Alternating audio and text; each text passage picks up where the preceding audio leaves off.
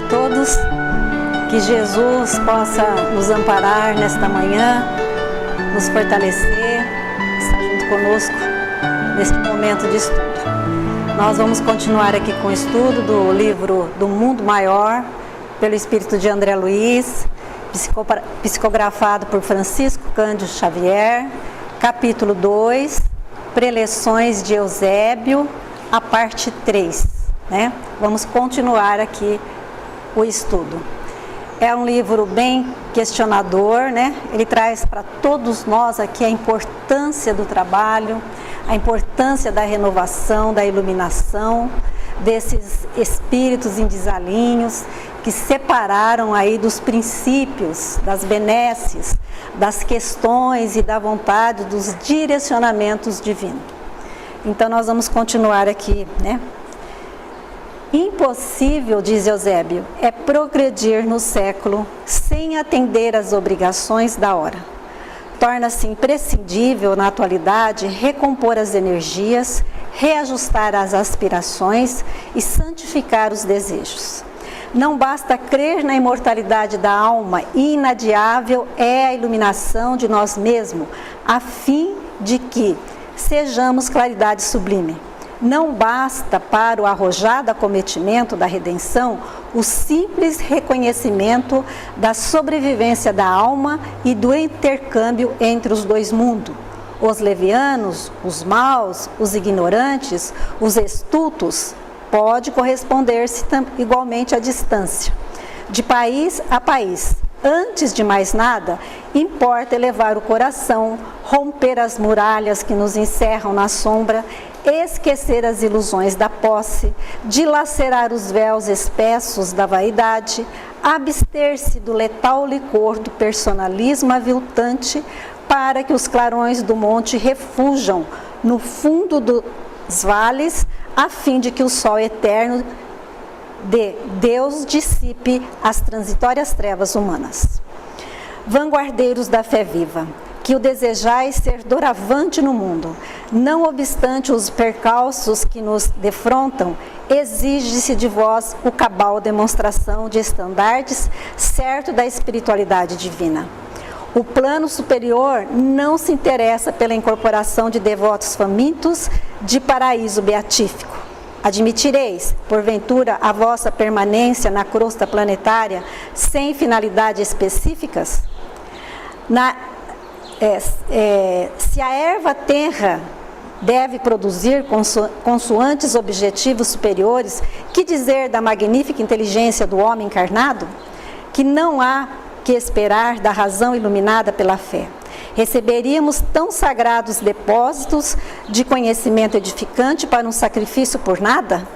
Teríamos o ajofar de tais bênçãos para fortalecer o propósito egoístico de alcançar o céu sem escalas preparatórias, sem atividades purificadoras? Nossa meta, meus amigos, não se compete com exclusivismo ecólatra. A porta divina não se abre a espírito que se não divinizaram pelo trabalho incessante de cooperação com o Pai Altíssimo. E o solo do planeta a que vos prendeis provisoriamente representa o abençoado círculo de colaboração que o Senhor nos confia. Recolhei o orvalho celeste no escrínio do coração, sedento de paz, contemplai as estrelas que nos acenam de longe, como sublimes ápices da divindade. Todavia, não ouvideis o campo de lutas presente. Bom, então aqui nós vemos, né, que o Eusébio está fazendo essas preleções aí, né, essas pessoas normais, como a gente, né, participando aí desse estudo, cada um dentro ali do seu grau evolutivo, com problemas como nós, né, todos, que pode ser a doença do corpo, pode ser a doença da alma, como os vícios das paixões, de egoísmo, de orgulho, mas Eusébio fala que esse fato de nós termos problemas, de nós ter passado por momentos difíceis, dificuldade no nosso dia a dia, não tira essa responsabilidade que nós temos no trabalho, no bem, né? E o discurso de Eusébio diz a respeito da nossa conduta moral, né? Do nosso dia a dia, da nossa experiência já evangelizada, né? Do que a gente já sabe. Muitas vezes a gente não tem muita paciência, a gente vai no lugar para fazer o bem, distribuir algumas coisas aos necessitados e a gente não tem aquela paciência que nós deveríamos ter. Estamos fazendo? Sim, estamos fazendo. Mas por dentro, nem sempre nós estamos aproveitando esse momento, né? Que é a questão do dever que ele coloca aqui. Como está no Evangelho segundo o Espiritismo, o dever moral que nós sabemos lá do Evangelho, que tem a ver com essa obrigação do nosso comportamento, de nossas atitudes. Nem sempre o que nós fazemos revela como nós estamos sentindo. Muitas vezes o coração não está envolvido no amor para ajudar. E ele diz, o serviço é grande recurso para o progresso. Ele é, mas só o serviço não é suficiente. É preciso que eu faça a minha parte, né? A minha mudança é ideal, né? Para o meu crescimento. O importante é a gente lembrar o que é a nossa função. O que eu estou fazendo aqui na Terra? Por que eu estou aqui fazendo esse estudo? Por que eu fui cair dentro da doutrina espírita, né? A gente tem que ter essa certeza. A gente nasceu, como já foi falado aqui no início, o Ângelo comentou, na casa certa, no lugar certo a gente mora, com as pessoas certas, né? E é isso que a gente precisa aprender nessa vida. A gente precisa que está tudo certo, que existe uma lei maior regendo todo o universo. E que se eu quero uma vida melhor para mim, é importante que eu acenda a minha própria luz, diz Eusébio. Como? Através da minha transformação de sentimentos, de pensamentos. E aí Eusébio lembra que nós ainda, no nosso dia a dia, ainda fazemos muitas escolhas erradas. A gente briga, a gente não tem paciência, a gente não sabe perdoar os nossos irmãos. E assim como muitas outras coisas que a gente vê em todo o mundo, né, em todos os países e até no Brasil, né? E aí a gente pergunta, de quem que é a culpa de tudo isso, né? De quem que é essa responsabilidade? É nossa, é de cada um de nós. Porque eu não posso colocar a minha felicidade na mão do outro. É minha responsabilidade de procurar a minha felicidade. Porque com a minha felicidade eu vou mudando tudo que está ao meu redor. Então, quando nós procurarmos um trabalho para nossa melhora, é a hora aí que Eusébio fala de acendermos a nossa luz. É a primeira pessoa que se ilumina, somos nós mesmos, sou eu, né? Então, como nós vemos aí no início do capítulo, que Eusébio está lá fazendo o bem, né? O tórax dele está ali todo saindo a luz do chakra, do cardíaco dele lá. Então, ele está sendo o primeiro iluminado, né?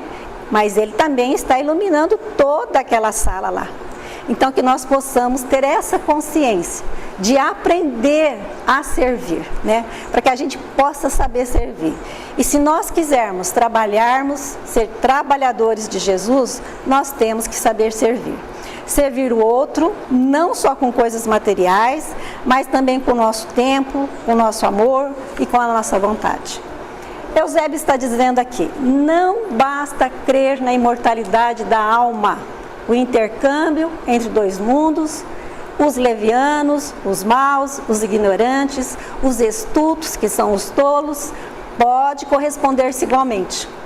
Então, nós vemos que não é simples, né? Não é o intercâmbio por si só que tem critério de evolução para nós. Muita gente acaba caindo nessa armadilha, principalmente os médios. Pelo fato de estar ali sentindo a presença de benfeitores, eles consideram aquilo um resultado de mérito pessoal. E Eusébio está dizendo, não é, e sim um convite ao trabalho. E ele diz que a comunicação mediúnica é uma correspondência, simplesmente uma correspondência. E qual é o mérito de você mandar um e-mail ou de receber um e-mail de alguém? Não é mérito nenhum, né? Porque quando o espírito de luz, um espírito nobre, apresenta numa sala mediúnica, o médico, as pessoas espanta, né? E diz, nossa, tal espírito se manifestou.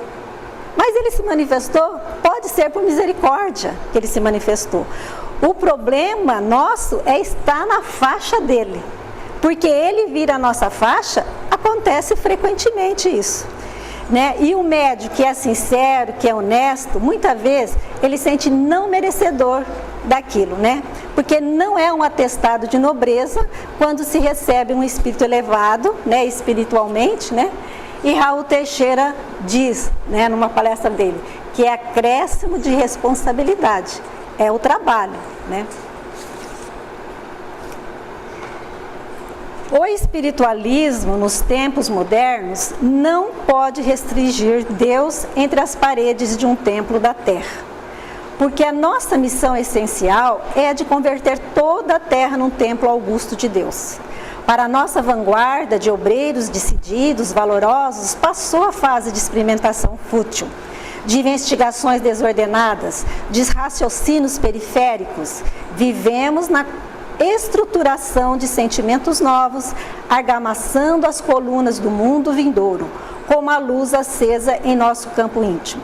Natural é que os aprendizes recém-chegados experimente, examine, opere a sondagem e invoque teorias brilhantes, que as hipóteses concorram ao lado da exibição personalista.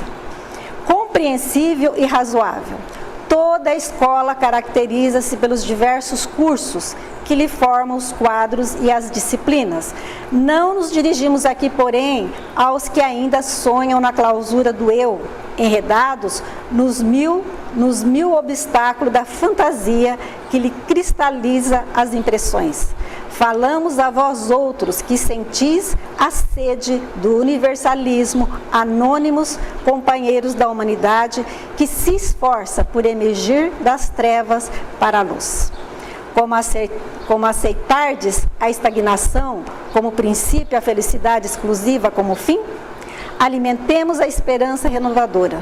Não evoqueis Jesus para justificar os anseios de repouso indébito. Ele não atingiu as culminâncias da ressurreição sem subir o Calvário. E as suas lições refere-se à fé que transporta a montanha. Não reclamemos, pois, o ingresso em mundos felizes antes de melhorar o nosso próprio mundo. Esquecei o velho erro de que a morte do corpo constitui milagrosa imersão da alma no rio de encantamento. Rendamos culto à vida permanente, à justiça perfeita e adaptemo-nos à lei que nos apreciará o mérito sempre de conformidade com as nossas próprias obras. Nosso ministério é de iluminação e eternidade. O governo universal não nos circunscreveu às atividades à guarda de altares perecíveis. Não fomos convocados a velar no círculo particular de uma interpretação exclusivista, senão a cooperar na libertação do espírito encarnado, abrindo horizontes mais claros à razão humana, fazendo edifícios da fé redentora que as religiões literalistas esqueceram. Sopros imensos da onda evolucionista varrem os ambientes da Terra. Todos os dias ruim, princípios convencionais, mantidos atitudes de invioláveis durante séculos. A mente humana perplexa é compelida às transições angustiosas, à subversão de valores, à experiência social e o processo acelerado de seleção pelo sofrimento coletivo perturba os tímidos e os invigilantes, que representam esmagadora maioria em toda parte. Como atender esses milhões de necessitados espirituais se não receberdes a responsabilidade do socorro fraterno? Como sanar a loucura incipiente se não vos transformardes em imã que mantém o equilíbrio? Sabemos que a harmonia interior não é artigo de oferta à procura de mercados terrestres, mas aquisição espiritual, só acessível no templo do Espírito. Então, Eusébio deixa aqui para nós bem claro, não adianta a gente querer passar a existência aqui na Terra, né? Então, o que Eusébio diz lá, né? Que de um modo coletivo, aquela fase de experimentação mais intensa acabou. já passou, né? E ele está dizendo que muita gente que fica só no fenômeno da doutrina, né? O fenômeno é importante, o fenômeno tem o seu lugar dentro da doutrina espírita, mas o fenômeno, ele não nos torna pessoas melhores. É isso que Eusébio está querendo dizer. Ele está dizendo, não fique apegado às experimentações apenas.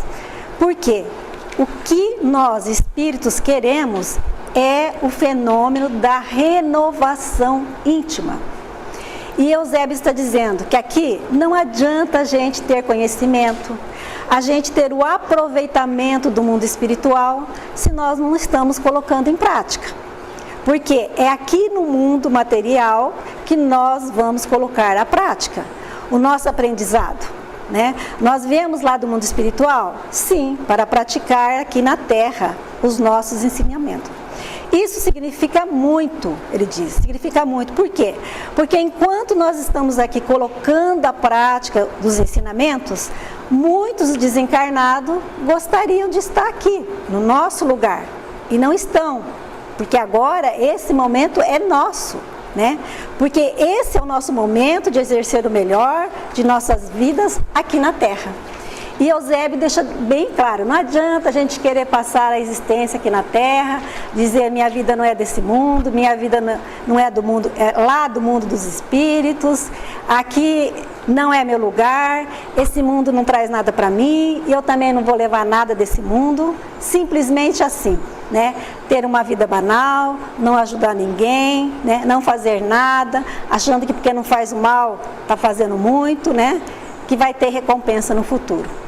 E não é isso que é pedido para nós, né? Eusébio fala que é preciso ser instrumento de Deus, né? A nossa função aqui na Terra é muito importante, porque a gente tem o poder de mudar o curso da nossa vida. É muita coisa, né? Por causa do nosso livre-arbítrio. E também nós podemos mudar a vida das pessoas que estão ao nosso redor. Ao invés de nós ficarmos procurando, né, o que o outro fez para mim, o que eu não consegui fazer, o que eu não sou, né? A gente parar, pensar, eu posso fazer muito para mim, eu posso mudar, eu posso melhorar aqueles que estão também do meu lado. Então, é preciso que nós trabalhemos, que nós tenhamos paciência, que não tenhamos os objetivos egoístas, né? Que nós possamos pensar no próximo, que quando nós tivermos nossos próprios objetivos, que eles não sejam montados nem em perdas, nem em prejuízos, nem em sofrimentos para outras pessoas, né? Que nós sejamos mais conscientes em nossas escolhas. É isso que ele pede para nós. Ele vem lembrar que não adianta a gente querer uma vida beatífica no mundo espiritual, quando a gente estiver lá no mundo espiritual, se nós não exercitarmos aqui, porque é aqui que nós temos que aprender. Essas atitudes beatíficas nós temos que ter aqui na Terra.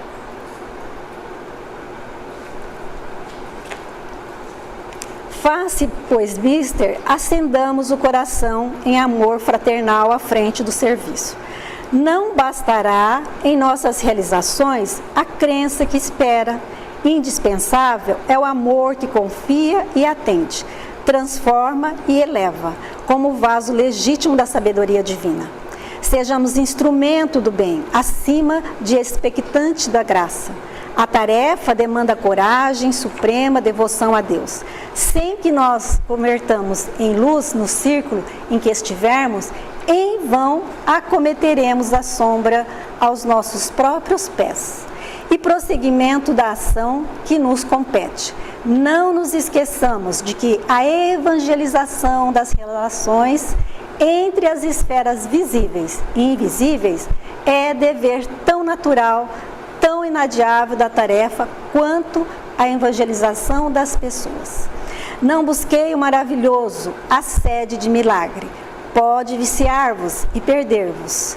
Vinculai-vos pela oração, pelo trabalho construtivo aos planos superiores. Estes vos proporcionarão contato com os armazéns divinos, que a Suprema a cada um de nós, segundo a justa necessidade. As ordenações que vos ajoujam nas paisagens terrenas, por mais áspera ou desagradáveis, representa a vontade suprema. Não galgueis os obstáculos, nem tenteis contorná-los pela fuga deliberada. Vencei-os, utilizando a vontade e a perseverança, ensejando crescimento aos vossos próprios valores. Cuidai em não transmitir sem a devida prudência aos caminhos da carne, em que muita vez imitais a mariposa estouvada, atendei às exigências de cada dia, rejubilando-vos por satisfazer as tarefas mínimas. Então, Eusébio diz aqui, é mister acendemos o coração em amor fraternal, entre irmãos, né? À frente do serviço. Não bastará em nossas realizações, a crença que espera. Então, que nós acendemos o coração, o amor aos irmãos, na frente de qualquer serviço a qual nós coloquemos aqui na terra. E aí ele continua, não bastará nossas realizações a crença que espera. O que Eusébio quer dizer aqui, né, nessa crença que espera? Sabe quando a gente assiste uma televisão, uma reportagem, que a gente vê as pessoas reclamando do governo, do prefeito, que não deu a bolsa, por exemplo, a Bolsa Família, né? Então ele fala assim, até quando, né, ele está dizendo, né, nós vamos continuar esperando que alguém faça alguma coisa por nós? Até quando nós vamos esperar, né? E quando nós vamos despertar? Quando nós despertaremos para as necessidades de nós fazermos as coisas pelos outros? É isso que ele está aqui colocando para nós, nos alertando. E ele continua. E no prosseguimento de ação, nos compete que nós não esquecemos que a evangelização das relações entre a esfera visíveis e invisíveis é dever tão natural, tão inadiável da tarefa quanto a evangelização das pessoas. Então ele falou aqui desse intercâmbio entre o mundo material e o mundo espiritual, que é objeto do nosso estudo, da nossa doutrina, né, que é do Espiritismo. Ele diz que não basta esse intercâmbio, que a evangelização desse relacionamento é tão importante quanto a evangelização do indivíduo. Ele diz que é necessário evangelizar a relação que a gente estabelece com o mundo espiritual. Da mesma forma que a gente se evangeliza a si próprio. Por quê? O ser humano, ele vive relacionando mesmo que ele não queira. Mesmo que nós não queira. Haroldo fala muito disso numa palestra dele. Ele fala dessa triologia de Jesus, né? De que relacionamento com o divino. A gente relaciona com o divino, diz o Haroldo, mesmo que a gente não queira, com o próximo e consigo mesmo. Que a triologia, né, que essa triologia, amar a Deus, amar o próximo e amar a si mesmo. Que é essa inspiração espiritual, ou então essa obsessão. São relacionamento, nós estamos o tempo todo relacionando, né? Então, tanto nós estamos sendo inspirados, como às vezes a gente está sendo, né, sendo na obsessão. Então, é o tempo todo essa necessidade desse relacionamento. Então, ele diz evangelizar as nossas conexões, evangelizar as nossas relações, que é muito importante, né?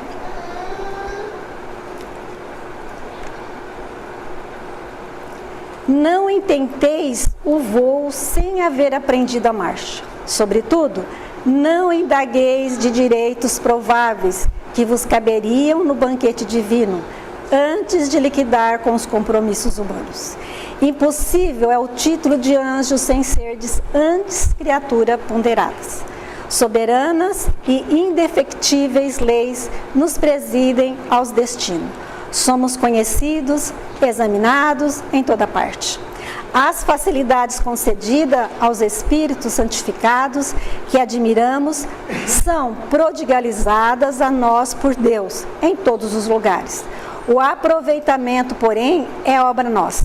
As máquinas terrestres podem avançar-vos o corpo físico em consideráveis alturas, mas o voo espiritual com que vos libertareis na animalidade jamais desferireis em asas próprias. A consolação e a amizade de benfeitores encarnados e desencarnados enriquecer-vos-ão de conforto, quais suaves e abençoadas flores da alma. Entretanto, fenecerão como as rosas de um dia, se não fertilizardes o coração com a fé e o entendimento, com a esperança inquebrantável e o amor imortal, sublimes adubos que lhe propicie o desenvolvimento no terreno do vosso esforço sem tréguas. Não cobiceis o repouso das mãos e dos pés, antes de abrigar semelhante propósito. Procurai a paz interior na suprema tranquilidade da consciência. Abandonai a ilusão, antes que a ilusão vos abandone. Empolgando a chefia da própria existência, deixai plantado bem na esteira de vossos passos. Somente os servos que trabalham gravam no tempo marcos de evolução. Só os que se banham no suor da responsabilidade conseguem cunhar novas formas de vida e de ideal renovador.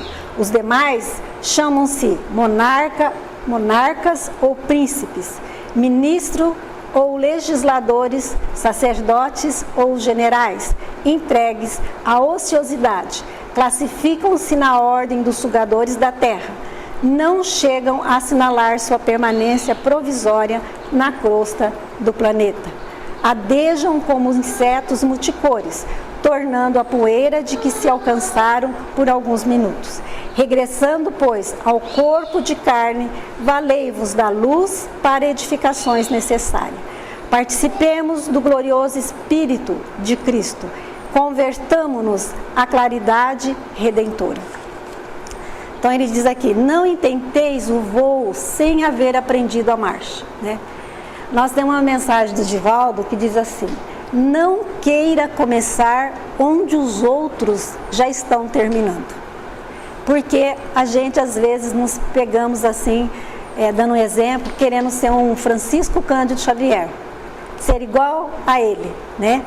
Quando ele já está terminando a tarefa dele, né? São anos de sofrimento, são anos de renúncia, são anos de preparação, de dedicação. É claro que a gente não vai conseguir, né? Então nós temos que ter essa consciência, né, de que nós temos que trabalhar muito ainda, né, que nós temos que ter respeito ao processo, ao espírito de sequência, né, para que a gente possa alcançar esses missionários aí que a gente vê, né. E aí ele diz, abandonai a ilusão antes que a ilusão vos abandone. E aí a gente para um pouco para refletir, né. Qual é a ilusão que eu vivo? Que ilusão que eu vivo nesse mundo? Que ilusão que eu carrego dentro de mim, né? Porque a minha ilusão não é como a ilusão dos outros, como a ilusão de vocês. Cada um tem a sua ilusão. Mas eu tenho algum tipo, né, de apego. Todos nós temos apego por pessoas, apego nas coisas materiais. Eu tenho apego com as minhas filhas, eu tenho apego nos meus netos, né? Eu tenho apego no meu trabalho, no meu salário, no meu corpo. E a gente pensa, tudo isso vai ficar. Tudo isso vai ficar.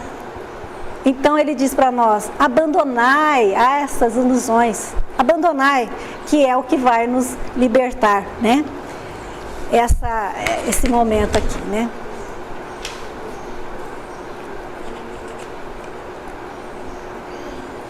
E aqui, continuando, ele fala do desequilíbrio generalizado e crescente invade os departamentos da mente humana. Combate-se desesperadamente as nações, as ideologias, os sistemas e os princípios. Estabelecida a trégua nas lutas internacionais, surgem deploráveis guerras civis, armando irmãos contra irmãos, a indisciplina fomenta greves, a ânsia de libertação perturba o domicílio dos povos, guerreiam-se as esferas de ação entre si, encarnados, desencarnados, de tendências inferiores, colidem ferozmente aos milhões, inúmeros lares transformam-se em ambientes de inconformação e desarmonia. Duelo o homem consigo mesmo, no atual processo acelerado de transição. Equilibrai-vos, pois, na edificação necessária, convictos de que é impossível confundir a lei ou trair os ditames universal. Então, ele diz assim, o desequilíbrio generalizado e crescente invade os departamentos da mente humana, que será tratado aí de maneira esmiuçada no mundo maior, né, nesse livro, que é a questão da saúde mental, por excelência, diz muito da realidade do espírito. Porque se você pega alguém doente fisicamente, você pode até imaginar a possibilidade da pessoa ser enferma do corpo, mas ser saudável do espírito, né? Dando um exemplo aí, nosso querido Francisco Cândido Xavier, né? Era muito enfermo do corpo, fisicamente, mas no ponto de vista espiritual, ele era pleno, integral.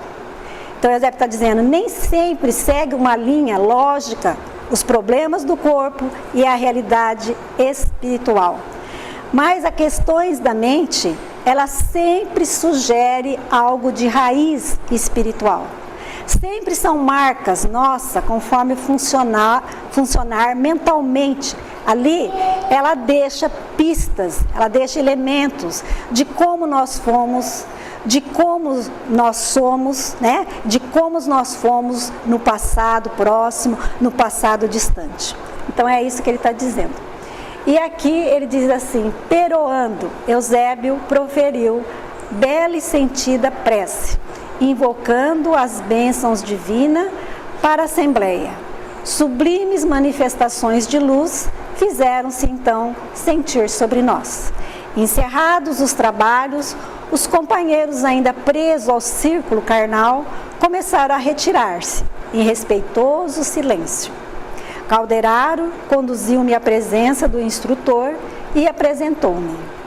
O alto dirigente recebeu-me com afabilidade e doçura, acumulando-me de palavras de incentivos para o trabalho de André Luiz, né? Diz ele, precisamos servir, explicou ele, encarecendo as necessidades de assistência espiritual, amontoados de toda parte, reclamando cooperadores abnegados e fiéis. É o que ele deixa para nós nessa lição, né? Para que a gente possa ser cooperadores e fiéis.